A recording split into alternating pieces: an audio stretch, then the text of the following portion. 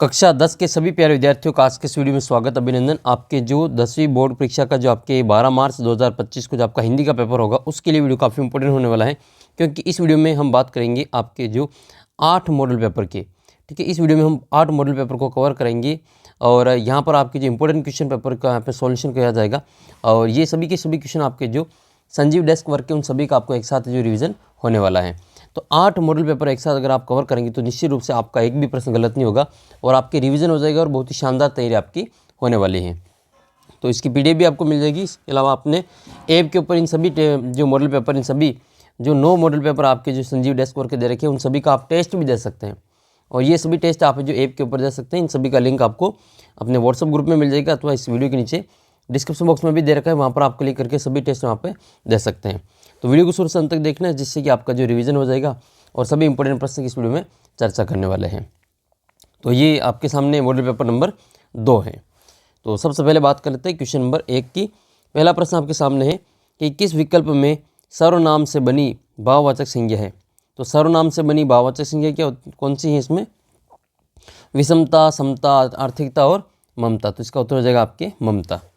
Next है कौन सा शब्द व्यंजन संधि का है? तो अन्व्यंजन, ये तो यण संधि का है। पावक, ये भी यण संधि, इसमें स्वर संधि अयादि संधि का है। स्वागत, ये आपकी यण संधि का है।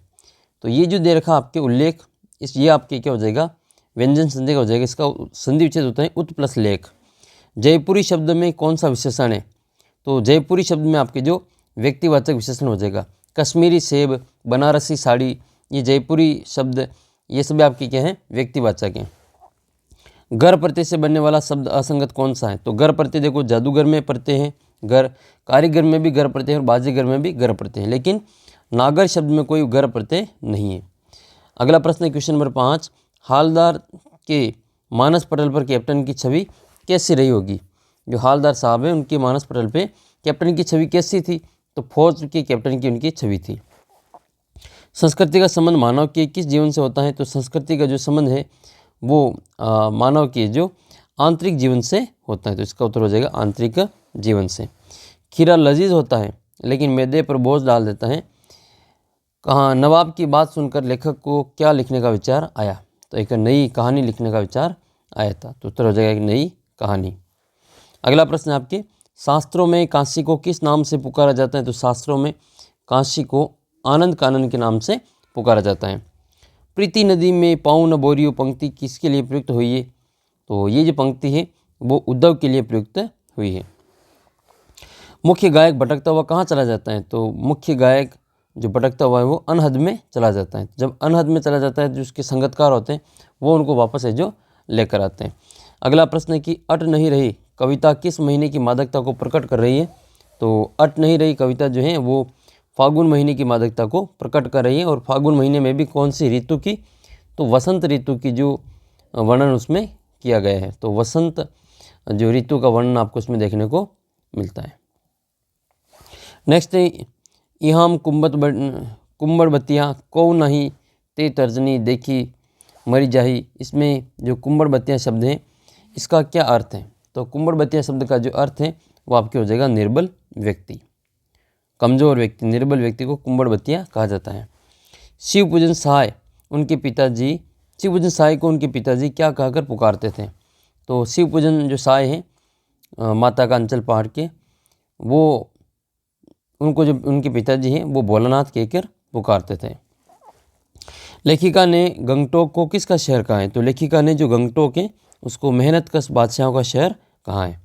अच्छा, गंगटोक का, ये गंगटोक तो नहीं, वैसे तो इसका जो उच्चारण है वो गंतोक होता है। क्या होता है? गंतोक होता है और गंतोक का मतलब क्या होता है? पहाड़ होता है। अगला प्रश्न, मैं क्यों लिखता हूँ पाठ के लेखक कौन है? तो मैं क्यों लिखता हूँ पाठ के जो लेखक है वो अज्ञेय जी हैं। कौन है? अज्ञेय जी। और इस पाठ के जो लेखक है अज्ञेय जी, और अज्ञेय जी का पूरा नाम क्या है? हिरानंद सच्चिदानंद वात्सायन अज्ञेय, इनका पूरा नाम इसमें याद रखना है। तो ये इनके जो प्रमुख जो नाम है क्वेश्चन है। इसके बाद में आपके जो ग्रामर के क्वेश्चन आएंगे 4 क्वेश्चन।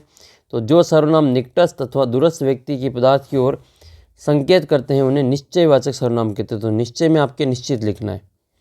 तो निश्चित संकेत करते हैं तो उसको हम निश्चयवाचक सर्वनाम कहते हैं। अगला प्रश्न कि उपसर्ग शब्द के में जुड़कर अर्थ बदल देते हैं। तो उपसर्ग शब्द के पहले या आरंभ में लिखा हो, इसका मतलब ये हो जाएगा आरंभ में जुड़कर उसके अर्थ में बदल देते हैं। यहाँ शब्द के पहले जड़ लगकर उसके अर्थ में परिवर्तन कर देते हैं। जिस शब्द में लिंग, वचन, काल, कारक आदि का कारण परिवर्तन ही होता है वह शब्द कौन सा शब्द कहलाता है? उसको अविकारी शब्द कहते हैं। कौन सा शब्द कहते हैं? अविकारी शब्द कहते हैं, या इसी का दूसरा नाम आपके अवयव हो जाएगा। अवयव या फिर आपके अविकारी शब्द कहा जाता है। जिसका काल दूसरी क्रिया से प्रकट हो उसको कौन सी क्रिया कहते हैं? तो जिसका काल दूसरी क्रिया से प्रकट होता है उसको पूर्वकालिक क्रिया कहते हैं। पूर्वकालिक क्रिया कहते हैं। उदाहरण के लिए इसमें जो पहले वाली क्रिया होती है, एक काम पहले संपन्न हो जाता है, दूसरी वाला काम बाद में संपन्न होता है। तो जो पहले वाली क्रिया होती है उसको पूर्वकालिक क्रिया कहते हैं। और पूर्वकालिक क्रिया का विशेषता ये है कि उस क्रिया के लास्ट में कर शब्द जुड़ा होगा, जैसे खाकर, पीकर, गाकर, ठीक है, ऐसे सोकर। तो ये कर जो शब्द है वो आपके पूर्वकालिक क्रिया का उदाहरण, विशेषता है, इसकी पहचान है। फिर उसके बाद में आपके जो इम्पोर्टेंट जो कवि परिचय और लेखक परिचय है, तो देखो एक तो आपके आएगा कवि, और एक तो आएगा आपके कवि, और एक आएगा आपके लेखक। तो कवि परिचय और लेखक परिचय फिक्स है, अथवा में आएगा ये, और दोनों में से एक करना है। तो आप क्या करेंगे, एक काम ये कर लेना, मैं आपको दोनों में से एक करना है। तो या तो आप सभी कवियों का जीवन परिचय याद कर लो, ठीक है, आपके इसमें 6 कवि दे रखे हैं, या तो 6 का ही आपको जीवन परिचय याद कर लेना है, 3 नंबर फिक्स हो जाएंगे। या फिर आप 6 जो लेखक का परिचय याद कर लो, दोनों में से एक काम कर लेना, एक बार इनको अच्छे से रिवाइज कर लेना। ज़्यादा चांस इन्हीं में से जो आपके वही है 12 है तो उन्हीं में से आएंगे, तो इनको आप ज़रूर देख लेना। इसके अलावा जो आए हुए हैं लास्ट के 2-3 साल में उनको एक बार और देख लेना। तो जयशंकर प्रसाद जी के बारे में मैंने इसका जो डिटेल से वीडियो बना रखा है लेखक परिचय और निबंध का, तो वो आप वीडियो ज़रूर देख लेना। उन सभी में मैंने आपको जो सारे लेखकों और इम्पोर्टेंट जितने भी आपके जो कवि परिचय हैं वो सारे समझा रखे हैं। इम्पोर्टेंट निबंध की बात करें तो मेक इन इंडिया है, इंटरनेट की उपयोगिता है, और शिक्षा में खेलकूद का महत्व, ये सभी इम्पोर्टेंट आपके जो निबंध है। फिर आपका जो एक प्रार्थना पत्र आएगा, तो प्रार्थना पत्र देख लेते हैं। अपने आप को राजकीय बालिका सीनियर सेकेंडरी विद्यालय मंदसौर की छात्रा रमण बाला मानकर अपने विद्यालय की प्रधानाचार्य को छात्रावास की कमियों का वर्णन करते हुए इनको एक पत्र लिखना है जिसको वो दूर कर सके। तो आइए इसको हम यहाँ पे देख लेते हैं किस प्रकार से इनको पत्र लिखना है। तो सबसे पहले आपको लिखना है सेवा में श्रीमान प्रधानाचार्य महोदय, और फिर लिखना है राजकीय बालिका सीनियर सेकेंडरी विद्यालय मंदसौर, विषय छात्रावास की कमियों के प्रसंग में दूर करने के प्रसंग में, और महोदय सविनय निवेदन है कि वर्तमान में हमारे छात्रावास में साफ सफाई समुचित नहीं है। जो सफाई कर्मचारी नियुक्त हैं वह कभी तो आता है कभी नहीं आता है, और बिना सफाई किए चला जाता है। शौचालय बहुत ही गंदे पड़े हैं जिसमें भयंकर बदबू आ रही है। शौचालय में पानी की उचित व्यवस्था भी नहीं है, और छात्रावास के प्रांगण में लाइट की व्यवस्था भी नहीं है। इस कारण रात्रि में चोरों और चारों ओर जो अंधकार व्याप्त रहता है, इससे रात्रिकालीन रात में जो असामाजिक तत्वों के अंदर घुस जाने का भय बना रहता है। आपसे निवेदन है कि छात्रावास की उक्त कमियों को यथाशीघ्र दूर कर अनुग्रहित करें। एक बार स्वयं आकर छात्रावास का निरीक्षण करने की कृपा करें। प्रार्थीन रमण बाला। तो ये तो हो जाएगा आपके प्रार्थना पत्र। फिर आपकी एक पत्र भी आएगा कि स्वयं को बापू नगर निवासी हिमांशु मानकर शैक्षिक भ्रमण का वर्णन करते हुए अपने मित्र प्रियांशु को एक पत्र लिखना है। आप जो लास्ट बार घूमने गए थे शैक्षिक भ्रमण पे, तो उसका आपको क्या लिखना है, पत्र लिखना है। तो ये आपके पत्र आपको अपने इसमें एड्रेस लिखना आपको यहाँ पे, ठीक है। और एड्रेस किसका लिखना है, तो यहाँ पर आपको देखो बापू नगर निवासी हिमांशु मानकर। तो यहाँ पर आपको जो अपना जो एड्रेस है वो लिखना है। जो पत्र लिखता है उसका एड्रेस आपको ऊपर लिखना होता है। तो ये स्वास्थ्य नगर बापू नगर जयपुर, डेट आपको यहाँ पे डाल देनी। फिर आपको अपने लिखना है पे प्रिय मित्र प्रियांशु, सप्रेम नमस्ते। आशा है कि आप सब परिवार सानंद होंगे और मैं यहाँ पर प्रसन्न और कुशल हूँ। और पिछले सप्ताह हमारे जो विद्यालय में छात्रों का एक दल व्यायाम शिक्षक जी के साथ में शैक्षिक भ्रमण पर आगरा गया था। वहाँ आगरा में हमने ताजमहल देखा, पुराना किला देखा, दयाल बाग आदि प्रमुख स्थान देखे थे। विशेष यहाँ पर जो मुगल स्थापत्य कला को देखने का अवसर मिला। यहाँ विश्वविद्यालय, हिंदी संस्थान, वायुसेना का विशाल परिसर भी देखने को अवसर मिला। इस तरह वहाँ पर भी जो धरोहरों का मिला जुला ज्ञान प्राप्त हुआ। साथ ही भ्रमण करने में सावधानी बरतने का अनुभव भी मिला। मित्र छात्रों के लिए शैक्षिक भ्रमण का विशेष महत्व रहता है। आपको भी ऐसे स्थानों का भ्रमण करना चाहिए। तो इसने जो आगरा के बारे में बताया, आप है जो राजस्थान के बारे में जितने भी जो पर्यटक स्थल है उनके बारे में थोड़ा सा बता सकते हैं। जैसे चित्तौड़ है, जयपुर है, उदयपुर है, कोई भी जो हेरिटेज जो स्थान है शैक्षिक भ्रमण के लिए, उनका यहाँ पे वर्णन कर सकते हैं। फिर आके एक 4 नंबर का जो विज्ञापन आएगा, तो विज्ञापन को भी देख लेते हैं। इसमें विज्ञापन में आपको दिया गया है कि वसंत ऋतु में विद्यालय के उद्यान में पुष्प प्रदर्शनी देखने के लिए आने हेतु विज्ञापन लिखना है। या फिर आपके विद्यालय में SUPW में निर्मित अनुपयोगी सामग्री को उपयोगी सामग्री से अनुपयोगी सामग्री बिक्री हेतु विज्ञापन तैयार करना है। तो सबसे पहले आपको ये पुष्प प्रदर्शनी का लिखना है। देखो, लोगों को विज्ञापन का मतलब है बुलाना है, यानी कि आकर्षित करना है। तो आपको इस प्रकार से एक विज्ञापन तैयार करना है। बड़े बड़े अक्षरों में थोड़ा सा इसको लिखेंगे और इस प्रकार की डिज़ाइन बनाकर लिखेंगे तो और अच्छे नंबर आपको मिलेंगे। आमंत्रण, राजकीय बालिका उच्च माध्यमिक विद्यालय गांधीनगर जयपुर। आमंत्रण, रंग बिरंगा सौंदर्य, प्राकृतिक आकर्षक पुष्प प्रदर्शनी। समस्त अभिभावक और क्षेत्रवासी वसंत पंचमी के अवसर पर छात्राओं द्वारा विद्यालय उद्यान में विविध पुष्पों की प्रदर्शनी का संयोजन किया गया है। अधिक से अधिक संख्या में पधार कर छात्रों का उत्साहवर्धन करें और प्रकृति का सौंदर्य आनंद लें।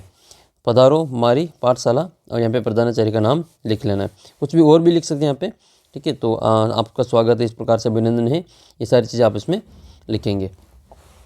यहाँ पर जो जब भी लोगों को अपने विद्यालय में आमंत्रित करना हो, है ना, तो उसके लिए हम क्या आपको क्या एक लाइन लिखनी है। अधिक से अधिक पधार कर संख्या में पधार कर छात्रों का उत्साहवर्धन करें और अपने जो कार्यक्रम का आनंद ले या फिर प्रदर्शनी का आनंद ले। ये लाइन आप लास्ट में ज़रूर लिखें जब भी आपके विद्यालय से संबंधित लोगों को बुलाने के लिए कोई आपका ये विज्ञापन लिखना हो, तब उसके लिए। दूसरा है SUPW में शिविर में आपकी जो अनुपयोगी सामग्री से जो उपयोगी सामग्री बनाई गई है उसकी प्रदर्शनी लिखी गई है। तो सुनहरा मौका, सुनहरा मौका, सुनहरा मौका, ये आप इसमें लिखेंगे। फिर राजकीय उच्च माध्यमिक विद्यालय SUPW में शिविर में अनुपयोगी सामग्री से निर्मित उपयोगी सामग्री की बिक्री हेतु तो लगी प्रदर्शनी में आइए। मन भावन सामग्री को उचित मूल्य पर खरीद कर ले जाइए, अपने घर की शोभा बढ़ाइए, पधार कर छात्रों का उत्साहवर्धन कीजिए। फिर आपको उसमें दिनांक, समय और बिक्री केंद्र भी डाल देना है। तो जब भी कोई कार्यक्रम हो स्कूल में, तो उसका जो एक तो डेट बतानी है, टाइम बताना है, ठीक है। और फिर आपको जो यहाँ पर नीचे अपने प्रधानाचार्य वगैरह उनसे भी कभी नाम वगैरह लिख सकते हैं। तो यहाँ बिक्री केंद्र का तो विद्यालय परिसर में बिक्री केंद्र नाम हो जाएगा। आकर्षक सामग्री, कम मूल्य, ठीक है। तो पहले आओ पहले पाओ, इस प्रकार से भी आप इसमें लिख सकते। फिर आपका है model paper number 3। Model paper number 3 के जो इंपॉर्टेंट क्वेश्चन वो इस प्रकार से हैं। देखो, हमने एक पहला मॉडल पेपर देख लिया। अब मॉडल पेपर नंबर ये अपने तीसरा देखेंगे, दूसरे के बाद में ये तीसरा है। तो पहला प्रश्न आपके सामने कि इनमें से आपको बताना है कि कौन सा है जो संबंधवाचक सर्वनाम है। तो सबसे पहले तो आपको सर्वनाम की जो परिभाषा वगैरह, जो शब्द संज्ञा के बदले काम आते हैं, उनको अपन सर्वनाम कहते हैं। सर्वनाम के 6 भेद हैं। सर्वनाम के कितने भेद हैं? 6 भेद हैं। इसमें से आपको संबंधवाचक सर्वनाम का बताने की, जो सो वो संबंधवाचक हो जाएगा, तो इसका उत्तर क्या हो जाएगा? जो। और अपना ये निजवाचक सर्वनाम है। आपका और तुम्हारा ये आपकी जो पुरुषवाचक सर्वनाम हो जाएगा। नेक्स्ट क्वेश्चन है, इनमें से कौन सा शब्द उदाहरण जो आपके कर्मधारय समास का नहीं है? कर्मधारय समास का नहीं है। तो इसमें आपके जो कर्मधारय में क्या होता है कि विशेषण और विशेष्य होता है। तो लाल मुख, इसमें विशेषता बताई जा रही है, उस मुख की लाल है वो। सच्चरित्र, चरित्र अच्छा है। और चरण कमल, जो कमल चरण है वो कमल रूपी है। तो पथभ्रष्ट जो है वो आपके इसमें कर्मधारय में नहीं आएगा। समास हमारे जो टोटल 6 समास हैं। कर्मधारय, तत्पुरुष, अभिभाव, द्वंद्व, द्विगु और बहुव्रीहि। इनमें से कौन सा शब्द व्यक्तिवाचक संज्ञा है? तो व्यक्तिवाचक संज्ञा कौन सी हो जाएगी? किसी का अगर नाम को नाम दिखे तो वो व्यक्ति हो जाएगा। शिक्षक जाति है, विद्यार्थी जाति है, मंत्री भी जाति है, और महेंद्र इसके व्यक्ति है, तो इसमें आपके व्यक्तिवाचक महेंद्र हो जाएगा। रूप परिवर्तन के आधार पर पदभेद कितने प्रकार के होते हैं? तो रूप परिवर्तन के आधार पर पदभेद 2 प्रकार के होते हैं। बाल गोविंद भगत अपने खेत की पैदावार कहाँ ले जाते थे? तो बाल गोविंद भगत जो है अपने खेत की पैदावार को वो जो कबीरपंथी मठ था उसमें ले जाते थे। उस्ताद जो शहनाई वादक है, उस वादन में बिस्मिल्लाह खां के जो उस्ताद हैं, इनकी गुरु हैं, उनका नाम बताना है। तो शहनाई वादक जो बिस्मिल्लाह खां हैं, भारत रत्न भी मिला था इनको। तो इनके जो गुरु थे उनका नाम क्या था, उनके गुरु का नाम था अली बख्श। क्या था नाम इसके, अली बख्श था। अच्छा, बिस्मिल्लाह खां का जो वास्तविक नाम है, बचपन का नाम है, वो कमेंट करके बताना है। संस्कृत व्यक्ति के कार्यों के पीछे कौन सी भावना रहती है, तो संस्कृत व्यक्ति के जो व्यक्ति होता है उनके काम के पीछे जो भावना होती है वो जन कल्याण की भावना रहती है। लेखिका बचपन में कैसा दिखती थी, तो लेखिका जो थी वो बचपन में मरियल सी दुबली काली दिखती थी। केवल मुनि जड़ जाननी मोही, इसमें आपके जो रेखांकित पद है उसका अर्थ बताना है। तो यहाँ पे जो जड़ है, तो जड़ का मतलब क्या हो जाता है, वो मूर्ख हो जाता है। जड़ बुद्धि यानी कि मूर्ख बुद्धि होती है।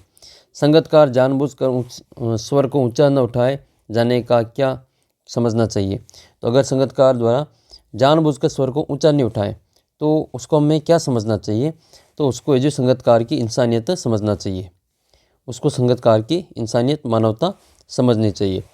आत्मकथ्य कविता में थके पति की पंथा किसके लिए प्रयुक्त हुआ है, तो थके पति की पंथा, ये जो शब्द हैं वो आत्मकथ्य कविता है किसके लिए, तो ये है अपने जो जयशंकर प्रसाद जी उनकी, तो ये इनके लिए लिखा गया है।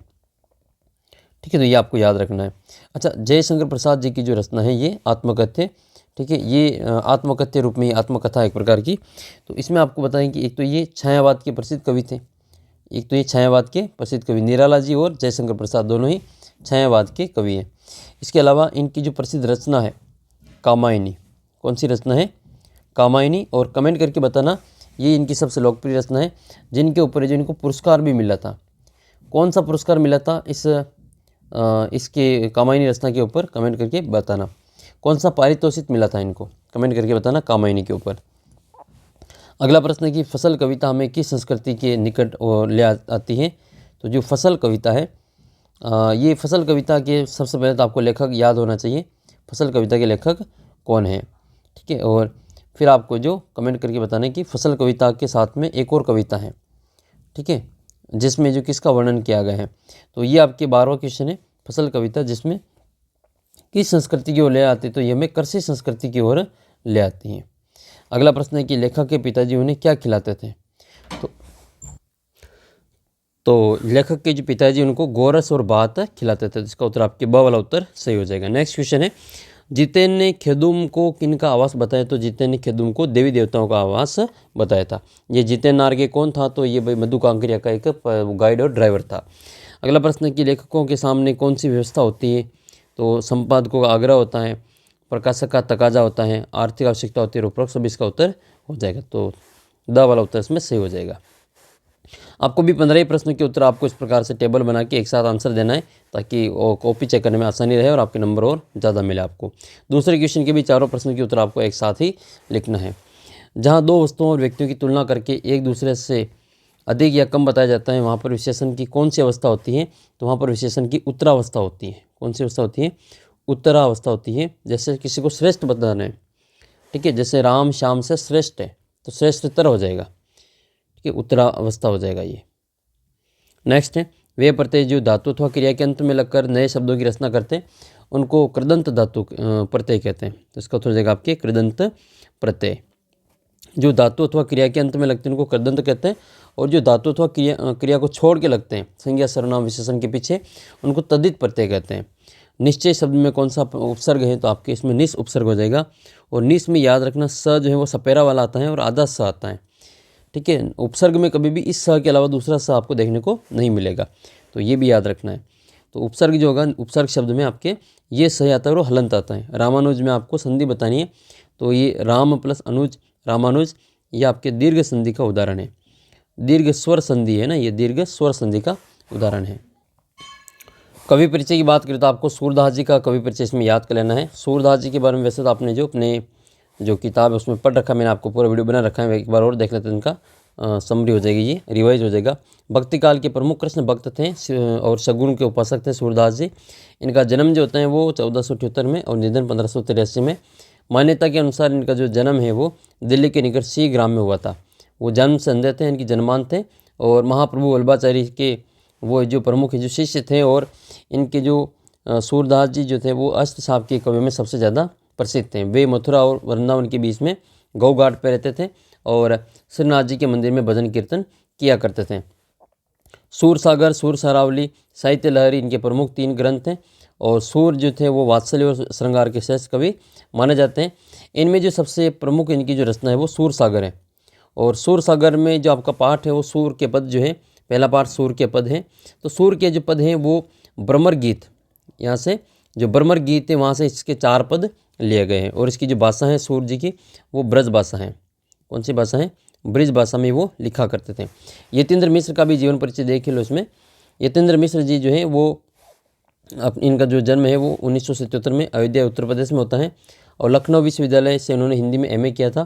3 इनके काव्य संग्रह हैं, जैसे यदा कदा, अयोध्या तथा अन्य कविताएं, जोड़ी पर आलाप, ये सभी इनके प्रमुख कविताएं हैं। वे आजकल जो स्वतंत्र हिंदी लेखन के साथ जो अर्धवार्षिक पत्रिका है सहित इनके जो कार्य को संपादित कर रहे हैं।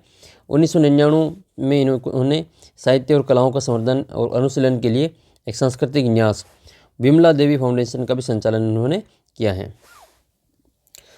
फिर आपके इसमें ये एक प्रार्थना पत्र आएगा अपने खुद को जो राजकीय उच्च माध्यमिक विद्यालय शिवपुरा का कक्षा 10वीं का छात्र रितेश मानते हुए अपने विद्यालय में प्रधानाचार्य जी को खेलकूद व्यवस्था सुचारू करवाने के लिए प्रार्थना पत्र लिखना है।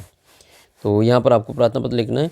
सेवा में श्रीमान प्रधानाचार्य महोदय, राजकीय उच्च माध्यमिक विद्यालय शिवपुरा विद्यालय, विषय आपके खेलकूद व्यवस्था को सुचारू रूप से संचालन के संबंध में मान्यवर या महोदय, सविनय नम्र निवेदन है कि हमारे विद्यालय में खेलकूद संबंधी अनेक अव्यवस्थाएं विद्यमान हैं, जिनकी वजह से हम सभी छात्रों को असुविधा हो रही है और हमारे विद्यालय में शारीरिक शिक्षक भी खेलकूद कराने में रुचि नहीं लेते हैं।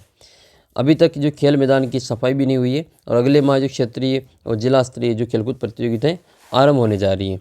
अतः आपसे प्रार्थना है कि सबसे पहले खेल मैदान की सफाई करवाई जानी चाहिए और नई वांछित खेलकूद सामग्री को क्रय किया जाना चाहिए। शारीरिक शिक्षक को भी खेलकूद संबंधी गतिविधियों को सुचारू रूप से संचालित करने के लिए पाबंद किया जाना चाहिए। इससे क्षेत्रीय, जिला स्तरीय और खेलकूद प्रतियोगिता में भी भाग लेकर हम विद्यालय का नाम रोशन कर सकेंगे।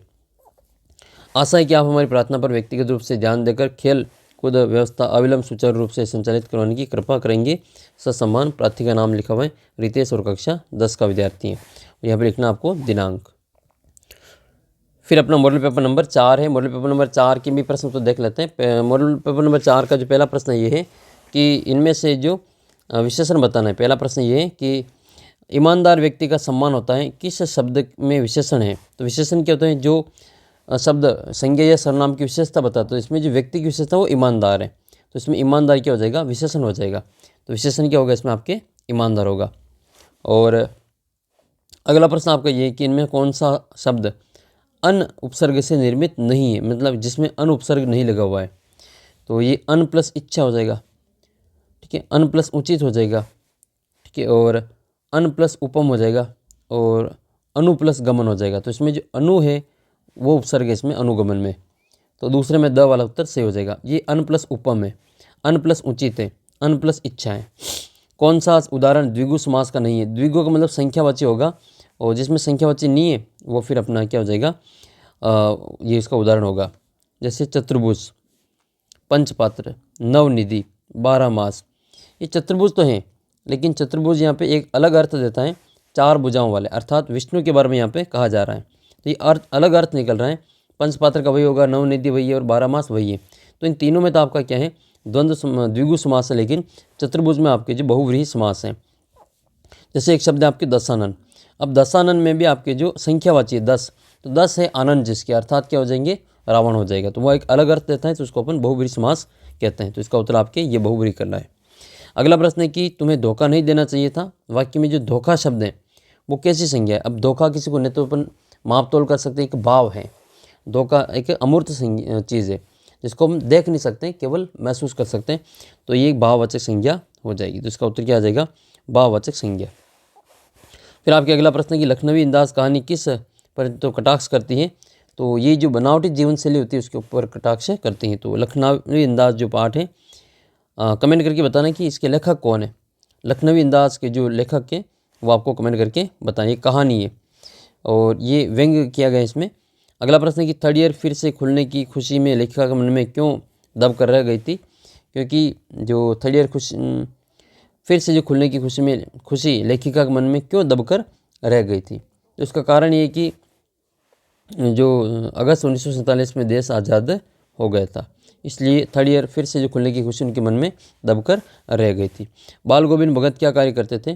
तो बाल गोविंद भगत जो है वो खेती का काम करते थे और अपनी खेती का जो फसल होती थी उसको कबीरपंथी मठ में ले जाते थे। नेताजी का चश्मा कहानी किसके माध्यम से देश के करोड़ों नागरिकों के योगदान को रेखांकित करती है? तो भाई नेताजी की जो चश्मा कहानी है वो ये जो कैप्टन चश्मे वाला है, तो कैप्टन चश्मे वाले के माध्यम से देश के करोड़ों नागरिकों के योगदान को रेखांकित करती हैं। मुरझाकर गिर रही पत्तियां क्या संदेश दे रही थी? अच्छा, ऊपर जो नेताजी का चश्मा पार्ट है इसमें जो नेताजी की मूर्ति है उसका मूर्तिकार कौन था, कमेंट करके बताना है। मुरझाकर गिर रही पत्तियां क्या संदेश दे रही है? तो मुरझाकर गिर रही पत्तियां जो है वो अपने जो मानव जीवन की क्षणिकता है उसका संदेश दे रही है। कवि ने बांस और बबूल किसको कहा है? तो कवि ने बांस और बबूल स्वयं को कहा है, खुद को जो बांस और बबूल कहा है। अगला प्रश्न है सूरदास अबला हम बोरी गुर चाटी जो पागी, इसमें जो अबला शब्द है वो किसके लिए प्रयुक्त हुआ है? इसमें जो अबला शब्द है वो इन गोपियों के लिए प्रयुक्त हुआ है। नेक्स्ट आपके बादल किसका प्रतीक है? तो बादल जो है वो क्रांति का प्रतीक होते हैं, तो बादल क्रांति के प्रतीक हैं। पिताजी लेखक पिताजी के प्यार से झुंझला कर क्या करने लग जाते थे? तो लेखक के पिताजी जो है लेखक जो पिताजी के प्यार से झुंझला कर क्या करने लग जाते थे? तो वो पिताजी की मूंछ नोचने लग जाते थे। नेक्स्ट है लेखिका के ने जब जो सिक्किम युवती से पूछा क्या तुम सिक्किमी हो, तब उसने क्या जवाब दिया? उसने कहा कि मैं सिक्किमी नहीं हूँ, मैं एक इंडियन हूँ। तो इसका उत्तर हो जाएगा मैं इंडियन हूँ। कृतिकार वास्तव में किसके प्रति समर्पित नहीं है? तो कृतिकार जो है वास्तव में जो अपनी बाहरी दबाव में जो समर्पित नहीं है, बाकी सभी के प्रति समर्पित होते हैं। अगला प्रश्न रिक्त स्थान का है कि जिन क्रियाओं के व्यापार या कार्य का फल कर्ता पर न पड़कर कर्म पर पड़ता है तो उसको कौन सी क्रिया कहते हैं? तो कर्म पर पड़ेगा तो वो सकर्मक हो जाएगी। कौन सा हो जाएगा? वो सकर्मक पड़ जाएगा, सकर्मक क्रिया कहेंगे इसको। और ये कर्म के आधार पर क्रिया दो प्रकार की होती है, अकर्मक क्रिया और सकर्मक क्रिया। इसमें कर्ता पर प्रभाव पड़ता है तो अकर्मक हो जाएगा, वो क्या हो जाएगा? अकर्मक। और कर्म पे नहीं पड़ के कर्म कर्ता पे नहीं पड़ के कर्म पर इसका फल पड़ता है तो उसको सकर्मक क्रिया कहते हैं। नेक्स्ट क्वेश्चन है जहाँ पर विसर्ग का लोप हो और उसके स्थान पर नया वर्ण आता है उसको विसर्ग संधि कहा जाता है, उसको विसर्ग संधि कहते हैं। नेक्स्ट है फिर इसमें एक वे प्रत्यय जो संज्ञा शब्दों के अंत में जुड़कर नए शब्द बनाते हैं, तो जो शब्द संज्ञा सर्वनाम के पीछे जुड़कर बनते हैं उनको तद्धित प्रत्यय कहा जाता है, तद्धित प्रत्यय। अविकारी शब्द को ही अवयव शब्द कहते हैं, अविकारी शब्द को ही अवयव शब्द कहा जाता है। फिर इसमें आपको तुलसीदास जी का और यशपाल जी का जो व्यक्तित्व और कर्तृत्व पूछा गया है, तो ये भी इम्पोर्टेंट है। तुलसीदास जी का इस बार जो सबसे ज़्यादा इसमें ज़्यादा आने की संभावना है। तो तुलसीदास जी का जो जन्म है बांदा जिले के राजापुर गांव के अंतर्गत 1532 में हुआ था और गुरु कृपा से इनकी राम भक्ति का मार्ग प्रशस्त हुआ था।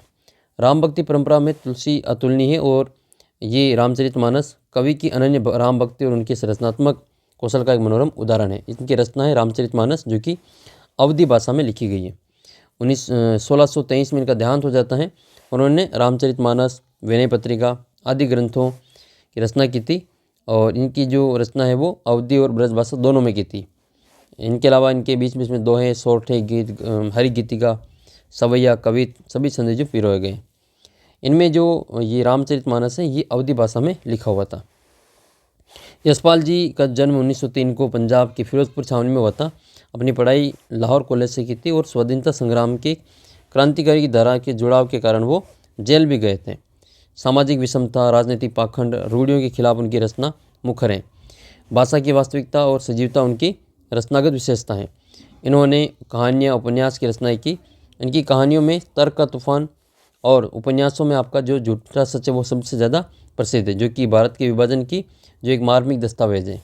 1976 में इनका देहांत हो जाता है। अति महत्वपूर्ण निबंधों की बात करें तो बढ़ते हुए फैशन का दुष्प्रभाव है, मानव जीवन के लिए विज्ञान वरदान या अभिशाप, मेरी अविस्मरणीय यात्रा और कंप्यूटर का महत्व। फिर इसके बाद में आएगा आपकी एक प्रार्थना पत्र। तो प्रार्थना पत्र ये है कि अपने आप को राजकीय उच्च माध्यमिक विद्यालय मंदसौर का छात्र संजय मानकर अपने विद्यालय में प्रधानाचार्य जी को शैक्षणिक भ्रमण का आयोजन करवाने के लिए प्रार्थना पत्र लिखिए। तो ये प्रार्थना पत्र सेवा में श्रीमान प्रधानाचार्य महोदय, राजकीय उच्च माध्यमिक विद्यालय मंदसौर, विषय है शैक्षणिक भ्रमण के संदर्भ में महोदय निवेदन है कि हमारी कक्षा के सभी छात्र छात्राएं शैक्षिक भ्रमण पर जाना चाहते हैं। गत वर्ष हमारे जो सभी सहपाठी शैक्षिक भ्रमण पर गए थे और इससे हमारा जो ज्ञानवर्धन भी होता है, साथ ही अन्य क्षेत्रों में विविधता का जो साक्षात अनुभव है वो भी हमें प्राप्त होता है। हम इस बार आगरा, मथुरा, वृंदावन का भ्रमण करना चाहते हैं। इसलिए कक्षा अध्यापक जी इसके लिए जो क्लास टीचर यानी कि कक्षा अध्यापक जी हैं और व्यायाम शिक्षक जी हैं, इनका मार्गदर्शन भी हमें प्राप्त हो चुका है। अतः प्रार्थना है कि हमारे शैक्षणिक भ्रमण का आयोजन करने की स्वीकृति प्रदान करें। इसके संबंध में संबंधित गुरुजनों को उचित आदेश लेकर हमें अनुग्रहित करें। फिर प्रार्थी और कक्षा दिनांक वगैरह आपको यहाँ पे लिख लेनी। विज्ञापन की बात करें तो विज्ञापन है आपके नवसृजन संस्था के दिव्यांग बच्चों द्वारा बनाई गई मिट्टी की मूर्तियों की बिक्री हेतु एक विज्ञापन तैयार करना है। या आपकी बड़ी बहन ने एक संगीत सिखाने की संस्था खोली है, इसके लिए आपको लोगों को आकर्षित करना है तो विज्ञापन तैयार करना है। तो ये मिट्टी की मूर्तियों के लिए विज्ञापन है।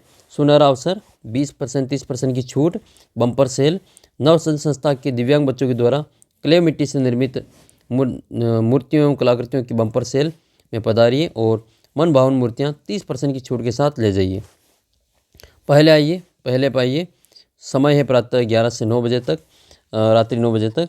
अवसर हाथ से निकल गया तो हाथ मलते रह जाइए। स्थान बिरला ऑडिटोरियम, आयोजक नवसृजन संस्था। और इस प्रकार से आपको जो लोगों को आकर्षित करने के लिए इसी डिज़ाइन में आपको जो अपना और भी अपनी डिज़ाइन डाल सकते हैं इसमें। कोई जो मूर्तियाँ वगैरह इसका आप इसमें थोड़ा सा डिज़ाइन कर सकते हैं। फिर आपके संगीत संस्था के संबंध में तो भारत खंडे संगीत संस्थान के संबंध में महिला संगीत प्रशिक्षण केंद्र का शुभारंभ हो रहा है। सीखिए आपको लिखना है यहाँ पे। फिर कुछ वाद्य यंत्रों के नाम लिखना है, जैसे आपके वीणा वादन है, मृदंग वादन है, सहनाई वादन, गिटार वादन, तबला वादन। इन सभी विधाओं में प्रशिक्षण की सुविधा सुप्रसिद्ध संगीतज्ञों द्वारा दी जाएगी। रजिस्ट्रेशन करवाएं और 3 दिन का जो निःशुल्क प्रशिक्षण पाएँ। प्रवेश अभी प्रारंभ है, आज ही प्रवेश लेवें। कम फीस, उत्तम ज्ञान। स्थान नई सड़क जोधपुर। संपर्क करें शालिनी। इस प्रकार से आपको ये विज्ञापन लिखना है। और विज्ञापन की बात करें तो हमारे विद्यालय में जो वार्षिकोत्सव के अवसर पर आपको जो विद्यार्थियों के द्वारा निर्मित हस्तकला की वस्तुओं को प्रदर्शनी के लिए एक विज्ञापन तैयार करना है। या फिर यातायात या फिर परिवहन अधिकारी के द्वारा सड़क पर सावधानी से चलने के लिए एक सार्वजनिक विज्ञापन तैयार करना है।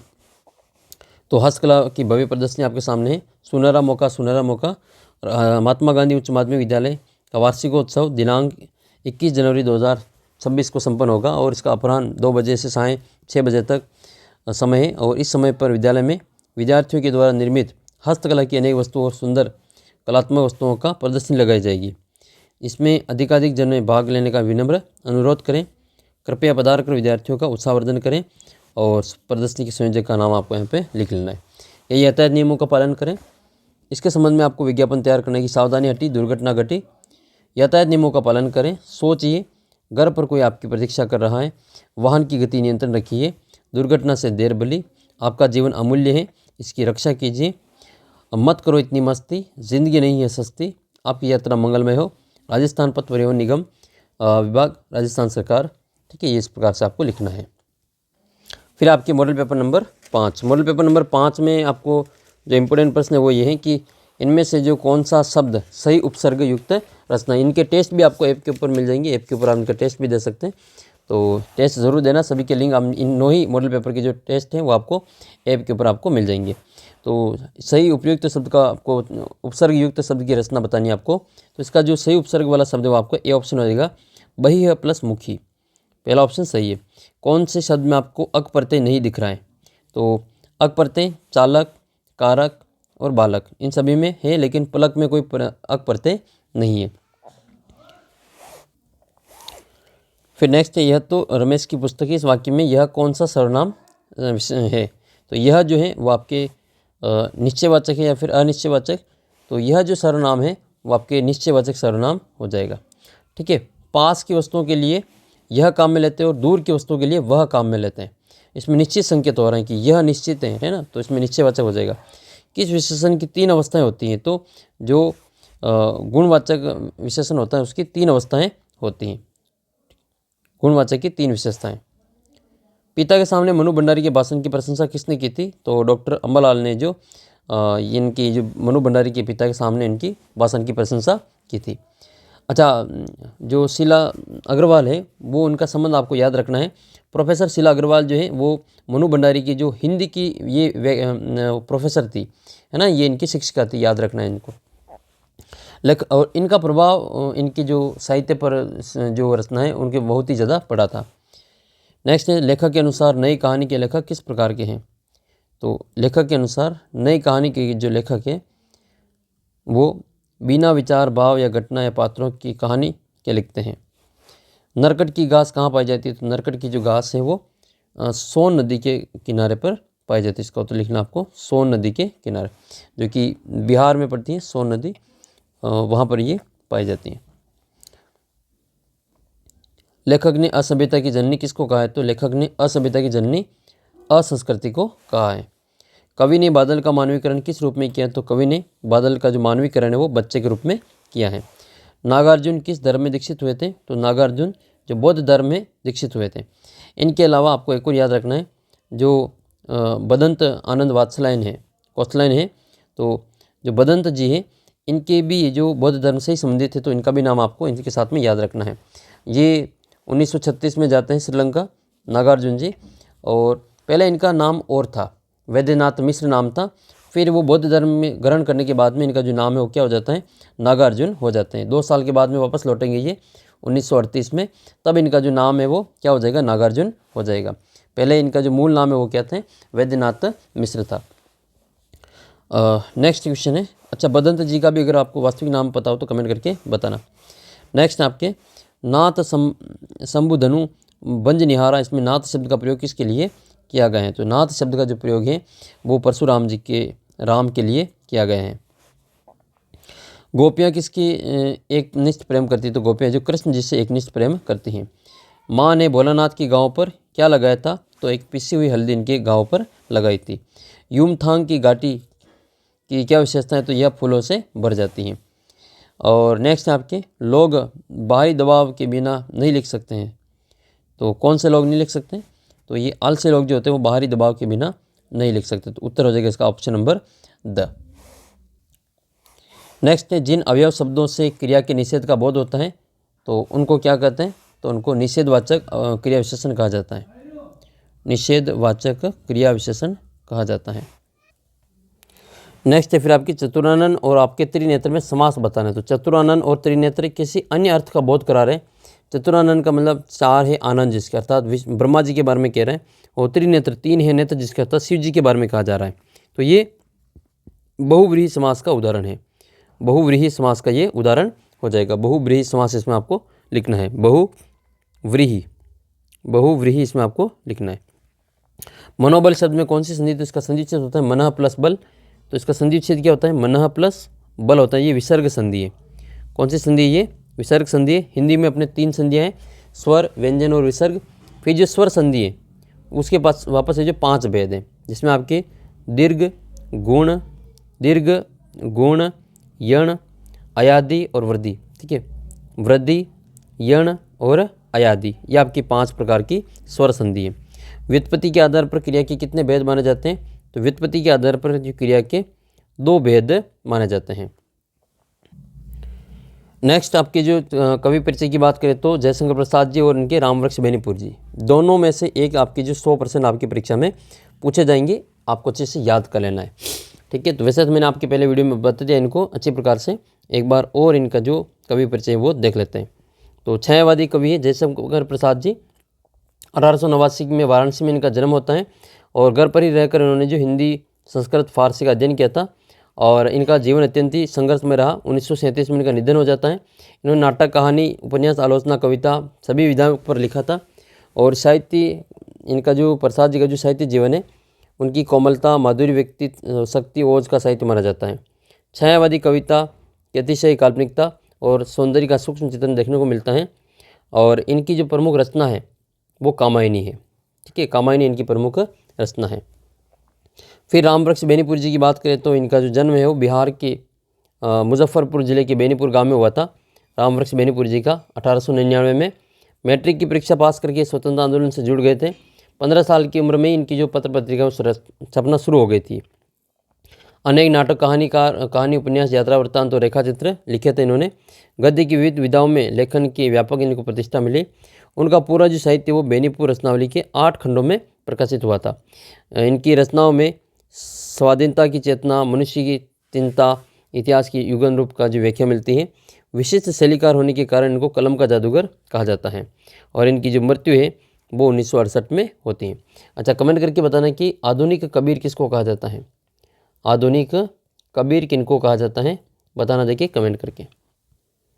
फिर बात कर लेते हैं इसमें निबंध की। तो एक बढ़ती हुई महंगाई, एक विकराल समस्या, समय का सदुपयोग, मेरे प्रिय कवि और बेरोजगारी की समस्या जो कि सबसे ज़्यादा आने के चांस है।